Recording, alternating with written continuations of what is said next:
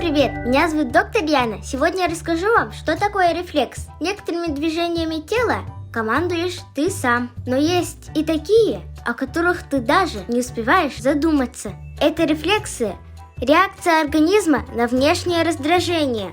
Одни рефлексы есть у человека с рождения, другие появляются позднее. Они оберегают твой организм, выполняют твои желания. Увидев конфету, ты протянул к ней руку. Твой мозг меньше чем за секунду проделал огромную работу. Получив информацию от глаз, мозг вспомнил вкус конфеты, дал команду мышцам руки, привел в готовность пищеварительную систему. Наступило время обеда. Почувствовав запах еды, ты идешь к столу. Но рефлексы связаны не только с пищей. Они защищают наш организм. Веки закроют глаза, если им что-нибудь угрожает. Когда что-то попадает в нос, ты чихаешь. Это тоже защитный рефлекс.